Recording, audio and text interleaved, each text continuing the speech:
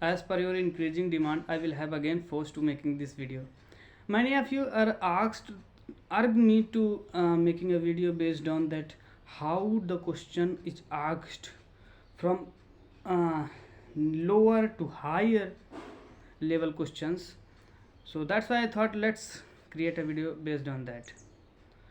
तो जैसे कि आप लोगों ने कहा था कि मतलब किस तरह के प्रश्न पूछे जाते हैं और हमें उसे लिखना किस तरीके से है ताकि टीचर को अच्छा लगे और हमें अच्छे नंबर मिल सके। देखिए दोस्तों, जो प्रश्न पूछे जाते हैं वो कुछ मतलब आपको ये प्रश्न नहीं पूछा जाएगा कि इलेक्ट्रॉन क्या है, एटम क्या है, ये सब चीज़ें नहीं पूछी जाती। जो क्वेश्चन पूछे जाते हैं वो बेसिक चीज़ें पूछी जाती हैं जो अक्सर स्टूडेंट ध्यान नहीं देते। किताब को पढ़ने के साथ साथ अपनी बुद्धि के सोचने की क्षमता को जागृत करना बहुत ज़्यादा अनिवार्य है।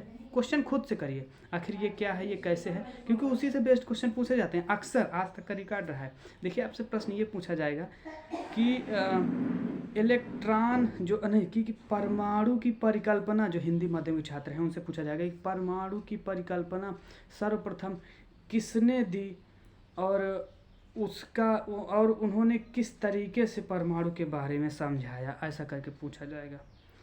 अंग्रेजी माध्यम वाले छात्रों के लिए कि who postulate first the structure of atom and how did he explain that. तो जैसा कि आप लोगों को मैंने बताया था कि इसकी परिकल्पना सर्वप्रथम डेमोक्रिटस सर ने दी थी। आपको लिखना है कि परमाणु की सबसे पहली परिकल्पना डेमोक्रिटस नाम के एक वैज्ञानिक जो कि ग्रीक के थे, फिलोसफर थे, वो फिलोसफर थे, दार्शनिक थे। उन्होंने सबसे पहले परमाणु की परिकल्पना दी। उन्होंने बताया कि हमारा जो पूरा यूनिवर्स है, पूरा ब्रह्मांड है हमारा, यह एक मूलभूत पार्टिकल से मिलके बना है, मूलभूत कण से मिलके बना है। मैं यह मान के चल रहा हूँ कि मैं हिंदी माध्यम वाले छात्रों को पढ़ा रहा हूँ और अंग्रेजी माध्यम वाले इसका ट्रांसलेट कर लेंगे, ठीक है। उन्होंने बताया कि हमारा जो पूरा यूनिवर्स है यह एक मूलभूत पार्टिकल्स यानी मूलभूत कण से मिलके बना है जिसका नाम है एटमस, ATOMOS। ये एक ग्रीक शब्द है।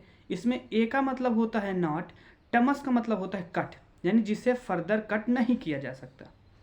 उन्होंने अपनी परिकल्पना के दूसरे छोर में यह बताया कि अगर हम ब्रह्मांड के यूनिवर्स के किसी एक भाग को ऐसे तोड़ के लाएं, उसको काटते काटते काटते काटते चले जाएं, तो हमें कुछ समय बाद एक ऐसी लिमिट प्राप्त होगी जिसे हम दोबारा से या अगेन फर्दर कट नहीं कर पाएंगे। उस लिमिट को हम एटम कहते हैं।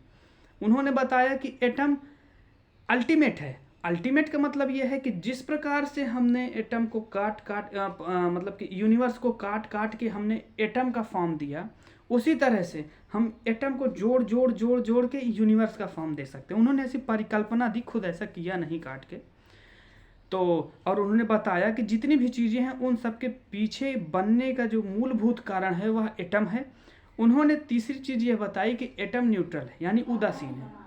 यह बात उन्होंने इस तरीके से बताई क्योंकि हम लोग अपने बचपन से जब से जन्म लिए तब से लेके अब तक हम लोगों का स्ट्रक्चर यानी शरीर जो कि कणों से ही मिलके बना है, एटम से ही मिलके बना है, वो आज तक स्थायी रूप से बना हुआ है। जब शरीर स्थायी है, यूनिवर्स स्थायी है, सन अपनी जगह पे है, मून अपनी जगह पे है, स्टार्स अपनी जगह पे हैं, हमारी अर्थ अपनी जगह पे है, मतलब सब चीज़ें स्थायी बनी हुई हैं। अगर वह स्थायी बनी है तो इसका मतलब जिस इनके बनने का मूलभूत कारण है वह भी स्थायी ही तो होगा, वह है एटम। उन्होंने ये परिकल्पना दी थी। बस ऐसा ही आप प्रश्न में लिखेंगे, थोड़ा सा बेहतर बना के हेडिंग वोडिंग डाल के। और यह कहना बहुत ही बड़ी बेवकूफ़ी है कि प्रश्न में कुछ भी लिख दिया जाए तो उसका जो है जवाब मतलब कुछ भी लिख दिया जाए कॉपियों में तो उसको टीचर नंबर दे देता है। यह बहुत बड़ी बेवकूफ़ी वाली बात है। आपको जो प्रश्न में लिखना है वो खुद के लॉजिक पर बेस्ड होना चाहिए, रट्टा मार के नहीं लिखा जाता। खुद को समझ के, खुद को समझा के, खुद को संतुष्टि करके चीज़ों को लिखी जाए ताकि टीचर इम्प्रेस हो जाए। Thank you.